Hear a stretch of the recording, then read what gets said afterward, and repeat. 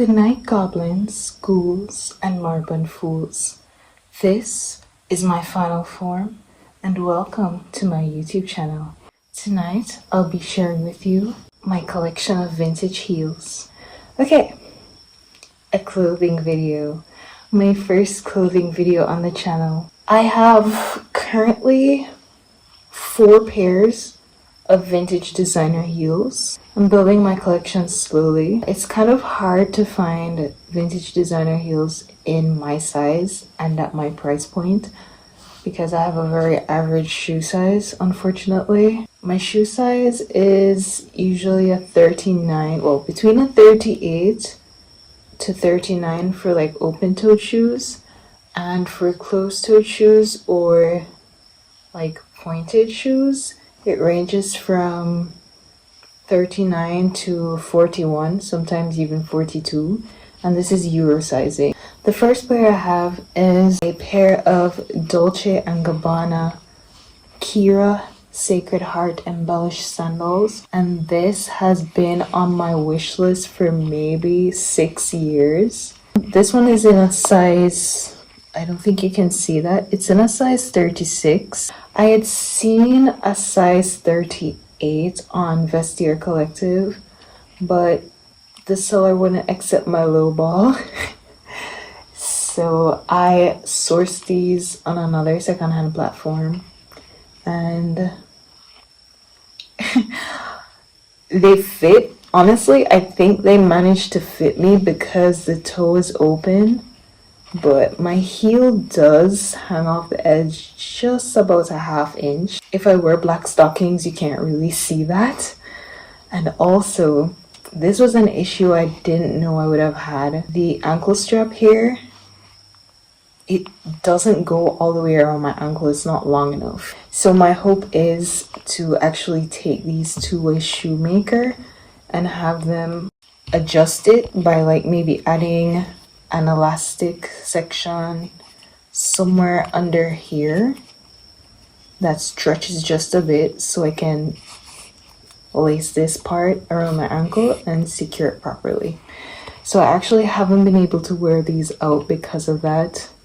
I also did think about just cutting the straps off, but the heel has most of the weight of the shoe, and I think that if I were to put these on, cut these off and put these on, the heel would slap around and more than likely be really uncomfortable.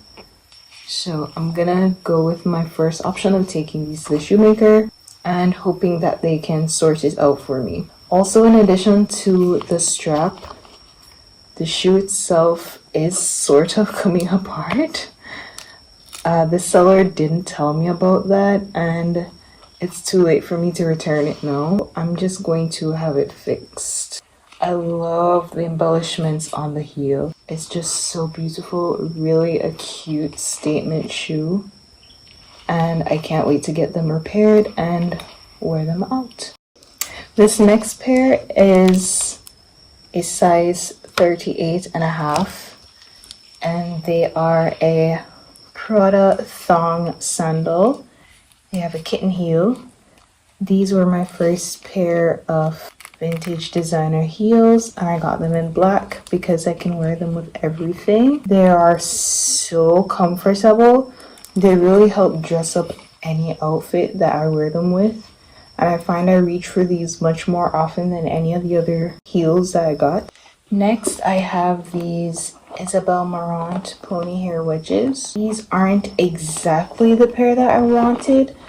The pair I really wanted is the coveted ones with the 3 Velcro straps going across here, but these were at a perfect price point for me, and I absolutely could not pass up the opportunity. These shoes run super narrow, because when I first opened the package that had these shoes in there, I was confused. I was like, these are not going to fit me. I'll also need to take these to be resold by the shoemaker. These are the perils of thrifting vintage designer online. When I got these, I actually did wear them to work, thinking that it would have been comfortable for standing in all day. I was very, very wrong. It was an extremely painful experience, and I do not recommend. They're so pretty, but they are so uncomfortable. And these boots look really great with like flared pants. And in an attempt to try to keep them stretched, I use these vintage shoe stretchers. I think they're helping, especially in the toe box.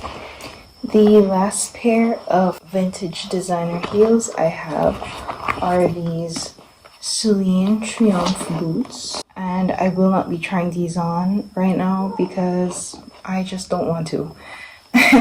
So these are in dark brown and they fall just under my knees. These I think are probably my most uncomfortable pair. They don't have a zip on them, and so they're a pain to take off.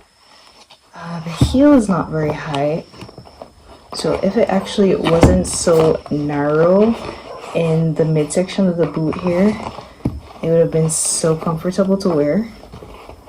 But beauty is pain. We've reached the end of this video. Thank you for watching. I hope you had a great time with me sharing my vintage designer heel collection, and I'll see you on the morrow.